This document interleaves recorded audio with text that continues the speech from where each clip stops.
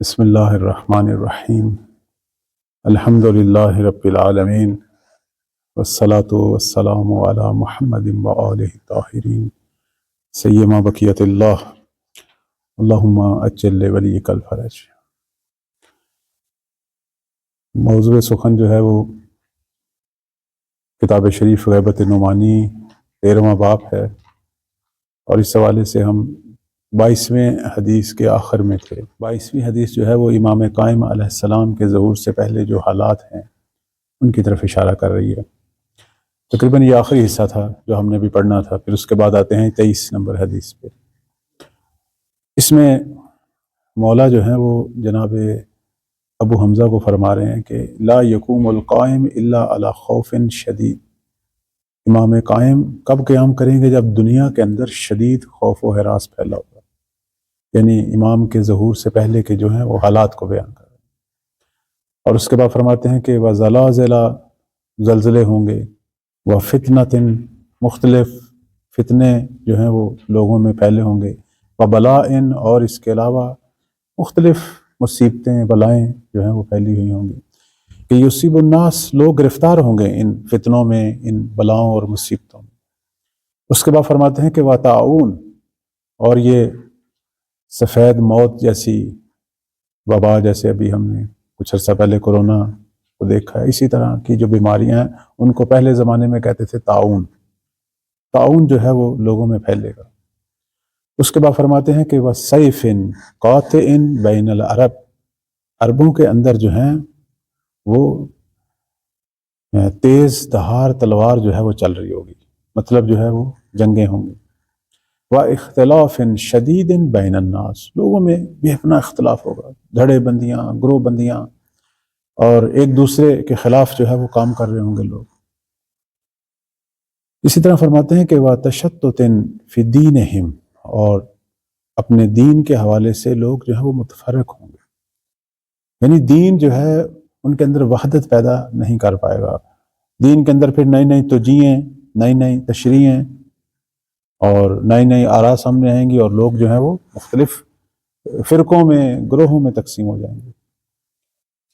اور فرماتے ہیں کہ وَتَغَيُّرُ مِنْ حَالِهِمْ، اس وقت جو ہے لوگوں کے اندر عجیب تبدیلیاں آئیں گی کہ ان تبدیلیوں کا نتیجہ کیا ہوگا کہ حتیٰ یتمنی المتمنی الموت، اس زمانے میں لوگ جو حالات سے دوچار ہوں گے وہ موت کی آرزو کریں گے،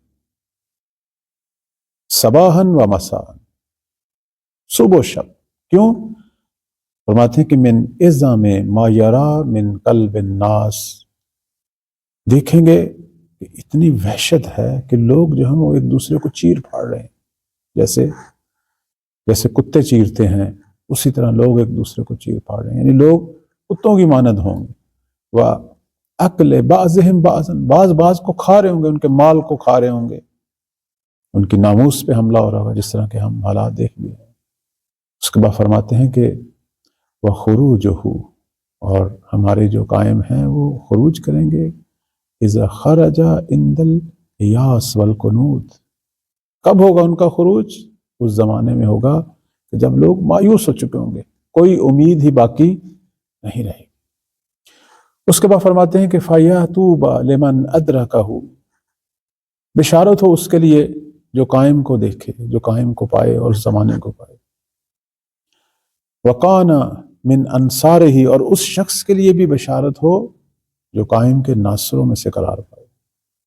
اور اس کے بعد فرماتے ہیں کہ وَالْوَيْلُ كُلُّ الْوَيْلِ، اور ہلاکت ہو اور تمام تر ہلاکت ہو، اس کے لیے لمن خالفہ، جو مہدی کی مخالفت کرے، وخالف امرہ، اور ان کے فرمان اور ان کے حکم کی مخالفت کرے، وقان من اعدائی، اور ان کے دشمنوں میں سے شمار ہو، ایسا شخص جو ہے اس کے لیے ہلاکت۔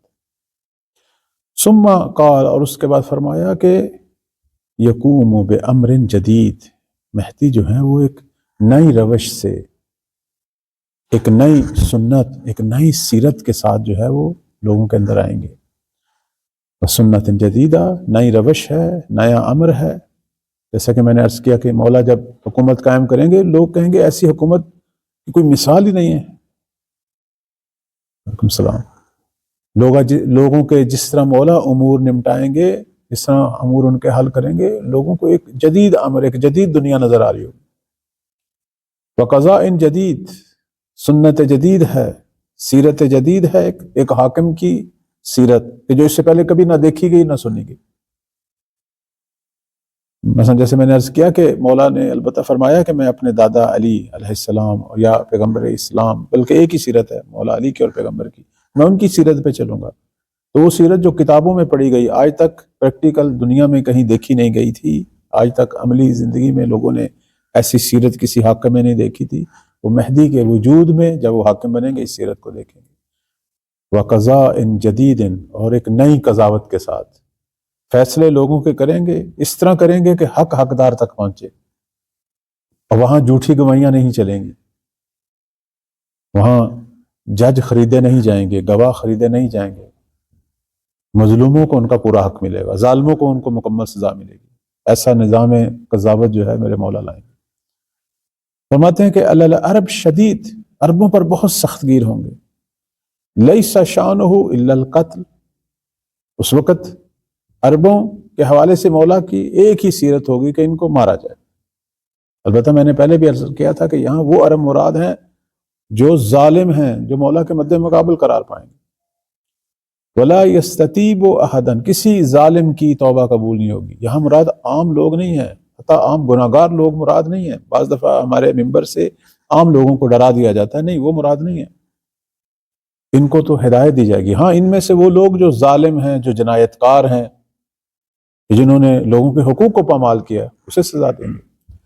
ولا تأخذہ فی اللہ، اور اللہ کے کاموں میں امام مہدی جو ہیں نہیں گھبرائیں گے۔ لؤمۃ اللائم، کوئی بھی آئے ان کو سرزنش کرے، ان کی مذمت کرے، ان کے سامنے کھڑا ہو، ان کا ساتھ چھوڑے، مولا نہیں گھبرائیں گے۔ کیونکہ پچھلی روایات کے اندر بھی عرب کا ذکر آیا۔ ایک واقعہ میرے ذہن میں آ رہا ہے، بڑا عرصہ پہلے، 7-8 سال پہلے کی بات ہے، جب یہ موجودہ جو عرب کا حکمران ہے محمد ابن سلمان، اور یہ لوگ جب نہیں آئے تھے، اس سے پہلے کا زمانہ تھا۔ آپ کو معلوم ہے کہ حجاز کے اندر، خود سعودی عرب میں کیا حالت تھی، ظواہر دین موجود تھے، حجاب تھا، بظاہر لوگ اہل نماز تھے، یہ کلب، یہ فحشا اور یہ چیزوں کے مراکز وہاں نہیں تھے۔ انہوں نے ایک ظاہری طور پر بالاخره ایک اسلامیت کو محفوظ رکھا ہوا تھا۔ اچھا، اب وہاں ہم جب اس طرح کی روایات دیکھتے ہیں کہ مولا جو ہیں وہ عربوں سے سخت جنگ کریں گے، حتیٰ قریش سے جنگ کا ذکر ہے، حتیٰ وہ جو خانہ کعبہ کے اطراف میں لوگ رہ رہے ہیں ان کے ساتھ مولا کی سخت جنگ کا ذکر ہے، اور یہ بتایا گیا کہ عرب جو ہیں وہ فتنہ و فساد میں گھرے ہوں گے، عرب جو ہیں وہ دین ان سے رخصت ہو چکا ہوگا۔ حتیٰ بعض ایسی روایات ہیں خود اسی کتاب غیبت نامانی میں کہ دین ایسے چلا جائے گا وہاں سے، جیسے آپ تصور مثال دی ہے کہ جس طرح سانپ جو ہے وہ اپنے بل میں واپس چلا جاتا ہے، اس اپنے سوراخ میں واپس چلا جاتا ہے، اور پھر اس کا کوئی اثر ہی، اس طرح دین نظر ہی نہیں آئے گا عربوں میں۔ یعنی تو آج سے 10-12 سال پہلے اس طرح کی روایات جب مطرح کرتے تھے تو ایک جگہ بیٹھے تھے تو لوگوں نے کہا کہ قبلہ یہ کیسے، ہم جو دیکھ رہے ہیں بالخصوص حجاز کے عربوں کو، سعودی عرب کے اندر اور مکہ و مدینہ بالخصوص، وہاں تو بڑی دینداری ہے، وہاں تو ظاہر اسلام بہت ہے، پردہ دیکھا ہے، حجاب دیکھا ہے، کوئی فحاشی کا، کوئی جوے کا، کوئی اس طرح کی چیزیں نہیں دیکھی، کوئی ایسی چیزیں پینے میں، کھانے میں، استعمال میں، بالاخره تو یہ روایات کیا کہہ رہی ہیں؟ تو میں نے عرض کیا کہ ہمیں نہیں معلوم بعد میں کیا ہونے والا ہے، ہم فقط احادیث کو دیکھ رہے ہیں، چونکہ یہ ان ہستیوں کی طرف سے آئی ہیں جو آئندہ کو دیکھ رہے تھے پروردگار کے دیے ہوئے علم سے، جن کے پاس خبریں تھیں۔ یہ سارا کچھ ہوگا، ابھی نہیں تو 10 سال بعد ہوگا، 20 سال بعد ہوگا، ہمیں نہیں معلوم، لیکن یہ ہوگا۔ اور آج تقریباً جو ہے اس واقعے کو 10-12 سال گزر گئے ہیں۔ اب دیکھیں موجودہ صورتحال کیا ہے سعودی عرب کی، کلب کھل گئے ہیں فحاشی کے، جوئے کھل چکے ہیں، جوؤں کے اڈے کھل چکے ہیں، موجودہ جو حکمران آئے انہوں نے بے پناہ آزادیاں دے دی ہیں خواتین کو، حجاب ختم ہو رہا ہے، وہاں باقاعدہ جو ہے وہ رقص و سرور، اور یورپ سے گلوکار اور وہ مختلف جو گانے کے پروگرام، اور عجیب سی حالت ہو گئی ہے، اصلا انسان سوچ بھی نہیں سکتا کہ ان کو ہوا کیا ایک دم۔ یہ اقدار اسلامی جو ہے ان کو بڑی جلدی وہ ختم کرتے ہوئے آگے بڑھ رہے ہیں۔ یہ مکہ مدینہ کی حالت ہے. وہاں آپ ہر دفعہ جائیں گے آپ کو اسلامیت ختم ہوتی نظر آئے گی اب پہلے سے زیادہ. اب دیکھنا کیوں کہا گیا مہدی عربوں سے زیادہ لڑیں گے، کیوں کہا گیا قریش سے زیادہ لڑیں گے، کیوں کہا گیا مکہ مدینہ کے جو رہائشی ہیں وہ زیادہ امام کو اذیت کریں گے، امام کے اہداف کے اندر زیادہ رکاوٹ بنیں گے. یہی وجہ ہے جو اب ہم دیکھ رہے ہیں کہ یہ لوگ، ان لوگوں کو دوبارہ اسلام کی طرف لانا یہ کوئی آسان کام نہیں ہوگا. انہوں نے سب سے زیادہ مزاحمت کرنی. ابھی بھی آپ دیکھیں 50,000 ان کے قریب ہمسائے فلسطین میں مسلمان قتل ہو گئے ہیں، ان کو کوئی احساس ہی نہیں ہے، پرسکون اپنی زندگی وہی عیاشیاں. ادھر فلسطینی شہید ہو رہے ہیں، ادھر یہ اسرائیل کی مدد بھی کر رہے ہیں، اور کلب چل رہے ہیں، اور رقص کی اور گانوں کی محفلیں اور بڑے بڑے پروگرام گورنمنٹ سرپرستی کروا رہی ہے.